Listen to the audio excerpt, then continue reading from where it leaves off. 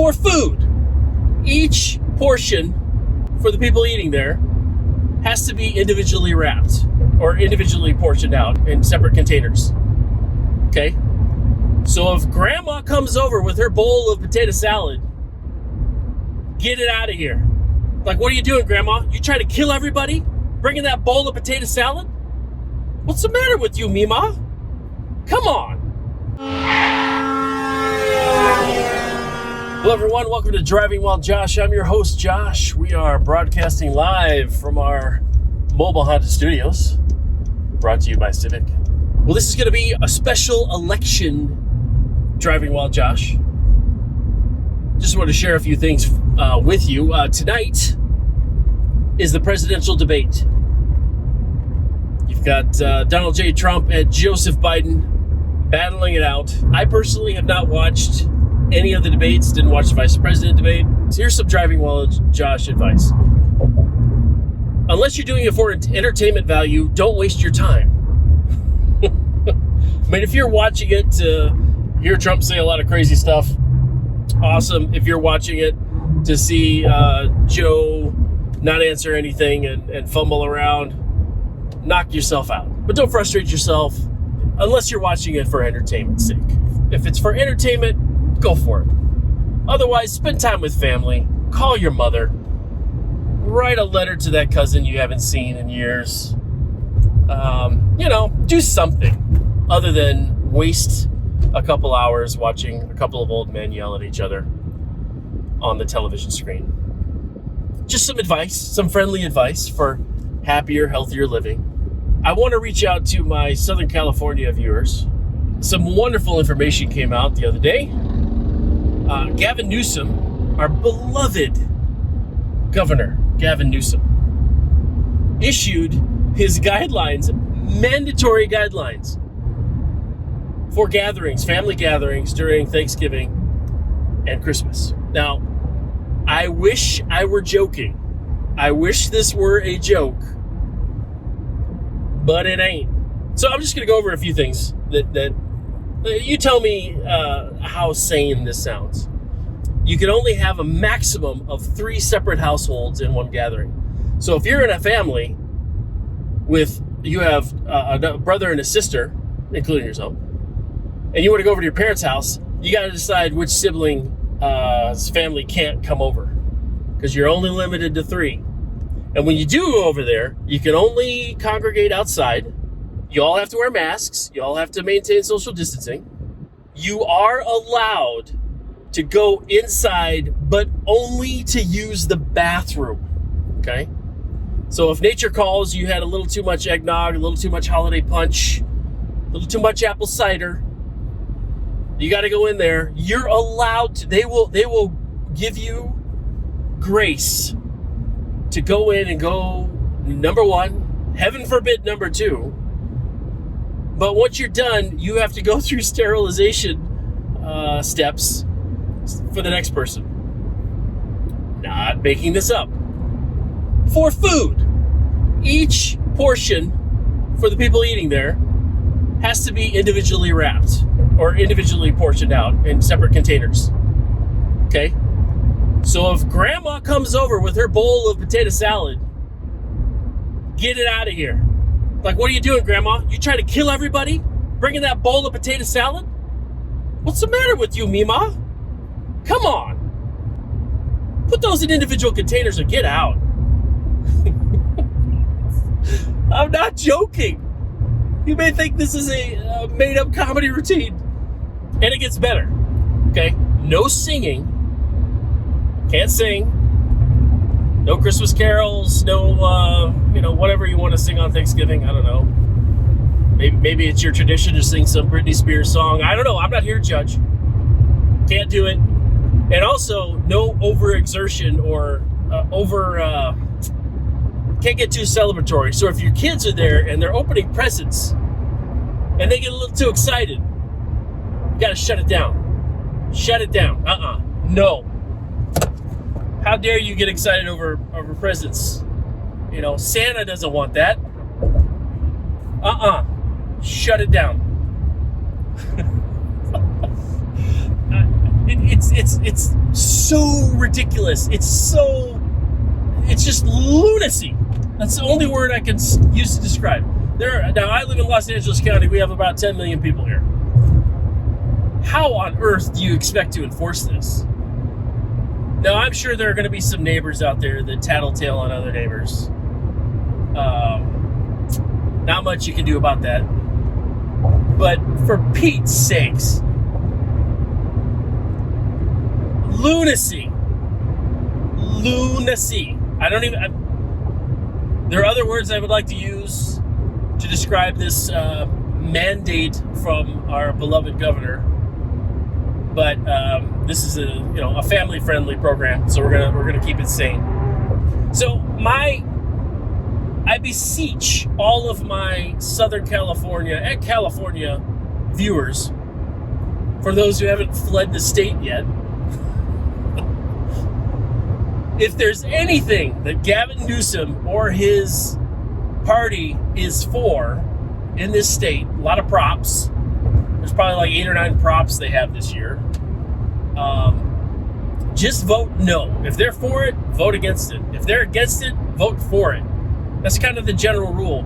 If you like this little taste of socialism that we're getting, and I'm dead serious when I say this, because we have Disneyland in Anaheim, right? It's a huge tourist attraction. Gavin and his government still won't let them open in any way, shape, or form. And they've come to them saying, hey, we can be open, we can be safe. We've had these other places open. We've had no outbreaks. We've had all these safety protocols. Everything's cool. California's like, nope.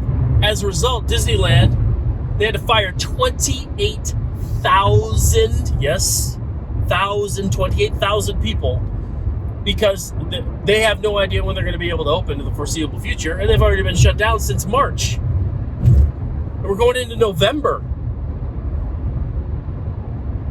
How do you expect to maintain a business? I don't know how. I know a couple of people that have shut their businesses down permanently because they're just like, I can't afford this debt.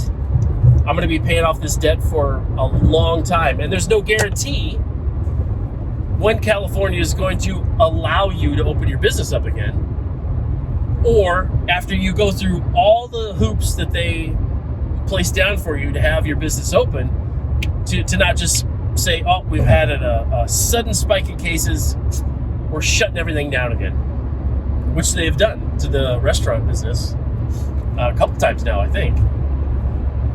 Now, you may say, well, it's for safety. It's, we don't want to spread this horrible, deadly disease.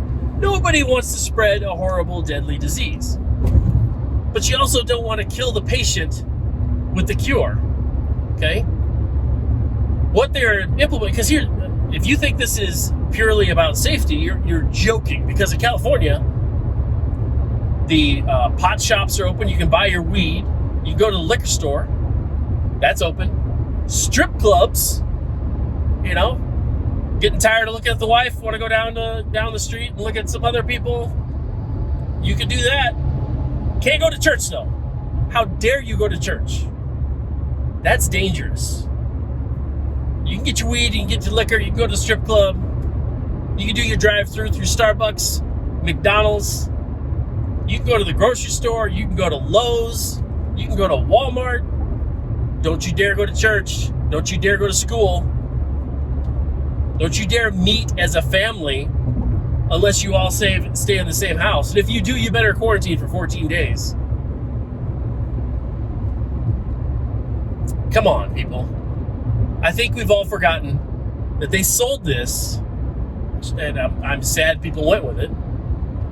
I honestly wish I would have started this at the beginning of all this and been able to look back and say, look, I was right. But to take my word on it, I said 3 weeks into this, these suckers are going to make this last through the summer. They're going to take full advantage of this. And I was right. It's past the summer. This is past when I thought they would have it go through. And now, Gavin Newsom in the state of California, the government here, wants to control your family gatherings in your private residence. They want to control how you eat, how you behave, where you meet, what you do when you meet.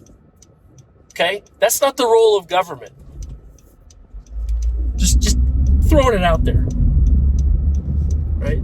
You may remember this thing called the Bill of Rights. Lovely little set of rules. Every single one of those limits the government's power. It's not there to control the citizens, it's to control the government, to pull back the reins for people that are trying to take too much power. And what's happening? I mean, this is 9/11 2.0. I mean, you had the Patriot Act. You remember that? That was only supposed to be around for a couple years. We got to make sure that we get all the terrorists, got to hunt down people. Wow, I'm right behind an Aston Martin. That is just a gorgeous car. Whew. Who is driving this beauty? Yikes, that's a nice car. But I'm not coveting because, how would I do driving while Josh in that car? That would just be silly. That'd be people would just be watching it for the car. They wouldn't be watching it for me. Whew, that is a lovely vehicle. Anyway, Marxists and socialists, their goal is to make you miserable so that you will vote in relief or protection or freedom or whatever it is that they're trying to get you to do. Case in point, if Hillary Clinton had won in the last election, we wouldn't be going through this right now, or it would be different. At least the approach to it would be different. At least, that's my opinion. Because they're trying to make you as miserable as possible so that when voting time comes, you want to get Trump and everybody else who's currently in government out of there, who's in power, because they're doing such a crappy job. Look at that Aston Martin go. Woo! I would see there's a few horses under that hood there. A little bit of horsepower. Man, that's just a pretty car. But again, I'm not coveting. I'm quite content with my lovely A to B vehicle. So that's the goal. It's worked in other countries. They've made stuff miserable. They've had stuff like the statue destruction, riots, burning down businesses, all this other stuff is to get you to the point where you're so frustrated, you're so miserable that you, and it seems like the people in charge are inept and aren't doing anything about it, and you vote them out and you get the people into power, and then once they're in, they never leave. So that's kind of the game plan. So if you want to know what a Joe Biden America will look like, look at California. Disneyland is complaining against the governor. That tells you how awful things are here. Oh. And they just keep, it's just like, how far can we push this? And they keep saying, it's a pandemic and we've got to protect everyone. I agree. There needs to be safety. But again, this whole thing was sold to flatten the curve of the spread so that the hospitals don't get overrun. Not that everybody would be free from ever getting sick at all, or that nobody would die. That was never the case. Never the case. Now, have people died? Yes. Is that tragic? Absolutely. Could some have been prevented? You know it. But I'll tell you another tragic story. Suicides in California, way up. Homicides, way up. Domestic violence, way up. Substance abuse, way up. Like, ridiculously high. And then you have horrific stories of preventable stuff. Like in Australia. I bet you won't hear about this. They had 4 babies that were born in, I think it's Adelaide. And they didn't have the facilities to do this heart surgery that these kids needed. And it's a heart surgery that could be easily done and save their lives. But due to COVID restrictions in Australia, they didn't transport the kids to the other hospital to get the life-saving surgery they needed. And all 4 children died. Gone. Because of politics. Not science, politics. Politicians killed those kids. COVID didn't kill those kids. Politicians did. It's very sad. So to conclude this episode, this special election episode of Driving While Josh, I just want to implore, if you're in Southern California or California in general, please do everything within your power to stop Gavin Newsom and his group from continuing their socialist, Marxist endeavors upon this state. People are leaving in droves. The taxes are ridiculous. Cost of living is outrageous. And then the restrictions that the state and the government are putting on businesses are putting people out of business. Don't watch the debate unless you just want to be entertained. Vote against everything that Gavin Newsom is for. Just do the opposite. Trust me. Just do the opposite. And don't worry, the world will not end if Joe Biden gets elected or if Donald Trump gets elected. Every time they say it's the end of the world, it's never that case. And that concludes this election episode of Driving While Josh. Hope you all have a good one. Take care.